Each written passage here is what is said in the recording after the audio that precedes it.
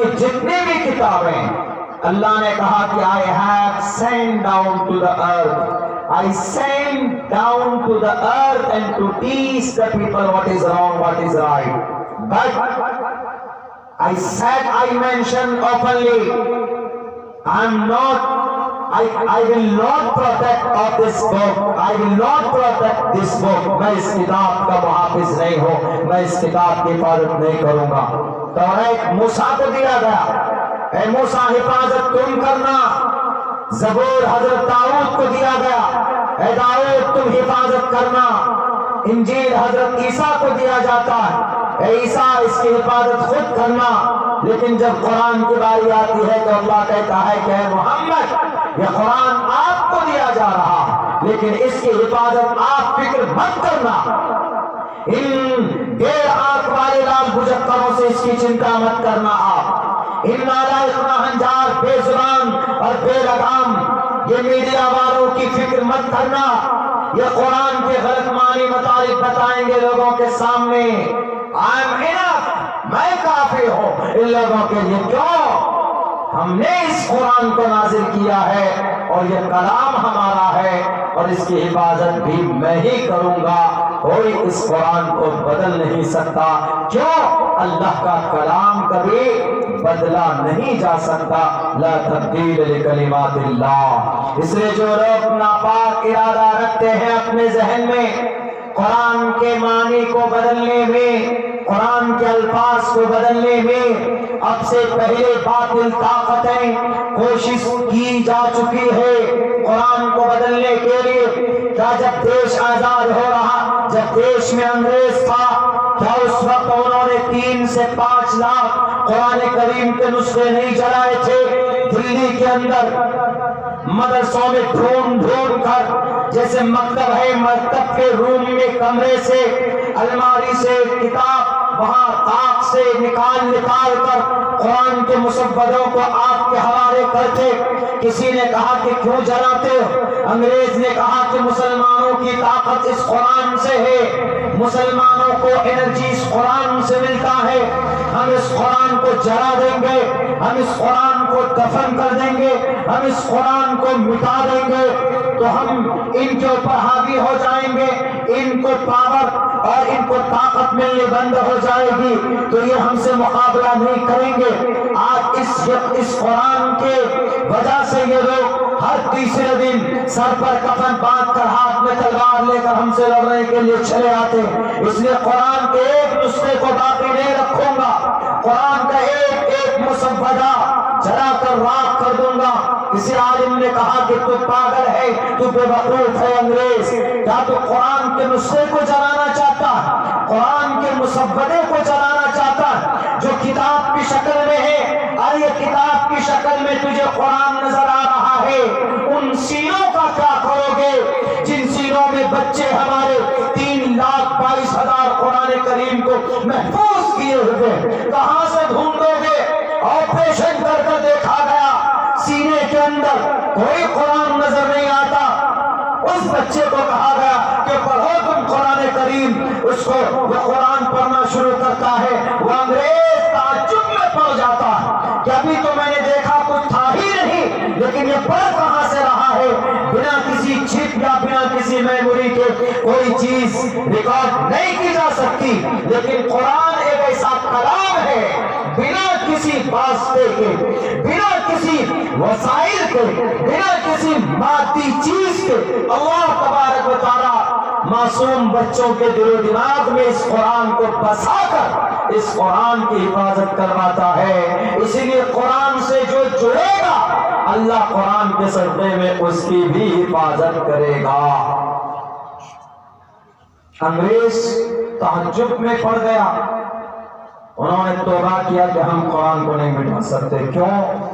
اس لیے کہ یہ قرآن کسی انسان کے ہاتھ کی لکھی ہوئی کتاب نہیں، بلکہ اس قرآن کا لکھنے والا بھی، اس قرآن کا جو اصل رائٹر ہے وہ رائٹر بھی، اس کا کریٹر بھی سب اللہ ہے، ایشور ہے، لارڈ ہے، خدا ہے۔ ہم اس قرآن کو نہیں مٹا سکتے۔ توبہ کیا، اب اس قرآن سے جو جڑے گا،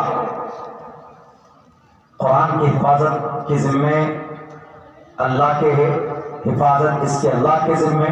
اب قرآن سے جو دوستی کرے گا تو قرآن کے صدقے میں اس انسان کی بھی حفاظت ہوتی رہے گی۔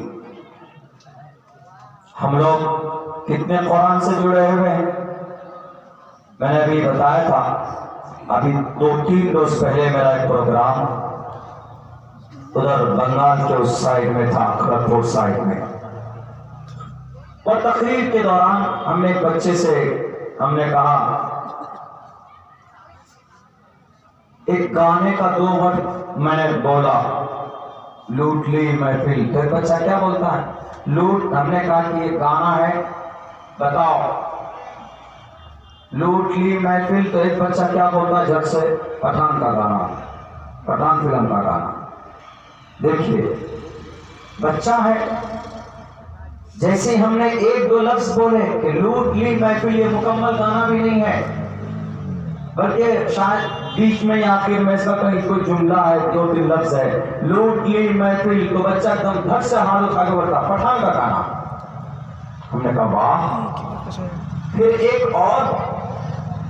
ایک سیکنڈ کے بعد 1-2 لفظ میں نے اور بولا، ہم نے کہا کہ ایسا بتا بے شرم رنگ، وہ بولتا یہ بھی پٹھان کا گانا۔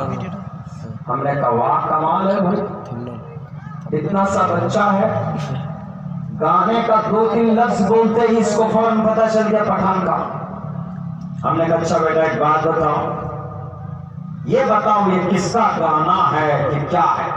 قل هو اللہ احد اللہ الصمد لم یلد ولم یولد ولم یکن له کفوا احد۔ اسی بچے سے میں نے کہا اب بولو کیا بولتا؟ مولانا یہ اردو ہے، اردو مجھے سمجھ میں نہیں آتی، بولیے۔ ہم نے کہا کہ یہ اردو ہے، ارے یہ عربی میں ہے، اور یہ قرآن کریم کی چھوٹی سورت، ادھر سے اگر الٹ کر دیکھیں گے 30 پارے میں سے قل اعوذ برب الناس ہے، قل اعوذ برب الفلق ہے، تیسرے نمبر پر یہی سورت ہے سورہ اخلاص۔ اللہ کی تعریف میں اللہ نے یہ اللہ کا انٹروڈکشن، تعارف سورہ اخلاص ہے۔ اللہ کا انٹروڈکشن کیا ہے، تعارف کیا ہے؟ اگر کوئی پوچھے تو قل اللہ پڑھ دیجئے گا، قل هو اللہ احد اللہ الصمد لم یلد ولم یولد ولم یکن له کفوا احد۔ اللہ وہ ہے جو اکیلا ہے، جو بے نیاز ہے، لم یلد ولم یولد، نہ اس کی کوئی اولاد نہ وہ کسی کی اولاد، ولم یکن له کفوا احد، اور اللہ تبارک و تعالیٰ کا کوئی ہمسر نہیں، کوئی شریک نہیں۔ یہ سورہ اخلاص۔ ہم نے کہا کہ بیٹا بتا کیا ہے یہ؟ بولتا ہے کہ ہم کو اردو معلوم نہیں۔ ابھی بے شرم رنگ جیسے بولا، پٹھان پھٹ سے بول دیا۔ اوپر سے یہ بھی بولتا ہے کہ مولانا یہ تو فلم ریلیز ہونے سے پہلے گانا میرے موبائل میں آ گیا تھا۔ ہم نے کہا اچھا چلو ایک چانس اور دیتا ہوں۔ سورہ فاتحہ میں نے پڑھی الحمدللہ رب العالمین الرحمن الرحیم مالک یوم الدین ایاک نعبد و ایاک نستعین۔ ہم نے کہا بتاؤ کیا ہے؟ بولتا ہے کہ یہ بھی یاد نہیں ہے ہم کو۔ ہم نے کہا کہ یہ حال ہے آج مسلم قوم کے بچوں کا۔ جب بچوں کا یہ حال ہے تو جوانوں کا، بوڑھوں کا کیا حال ہوگا؟ گانا ہر بچے کو یاد، سڑک پر چیختے پھریں گے،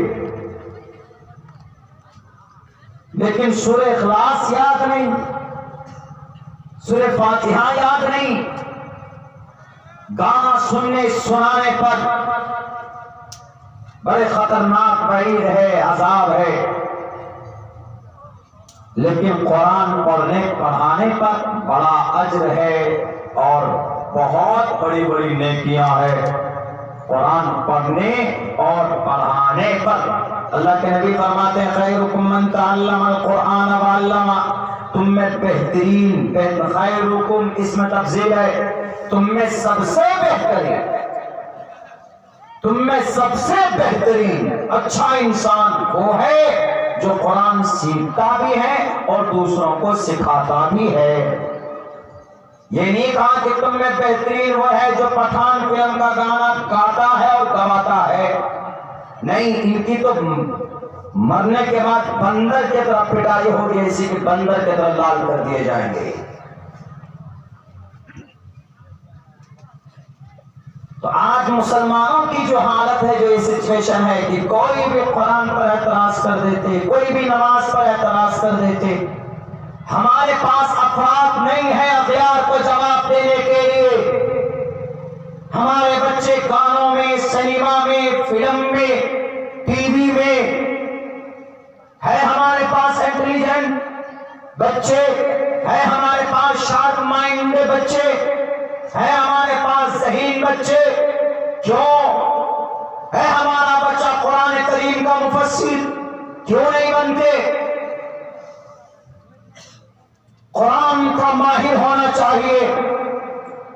قرآن سے جہاں مسائل کا استنباط ہمارے علماء کرتے ہیں، ہمارے بچوں کو ایسا بھی ہونا چاہیے کہ قرآن کریم سے سائنس کو دنیا کو بتائے کہ اے دنیا والوں، قرآن سے یہ سائنس کا بھی پیغام نکلتا ہے، اسی لیے قرآن پر اعتراض مت کرو۔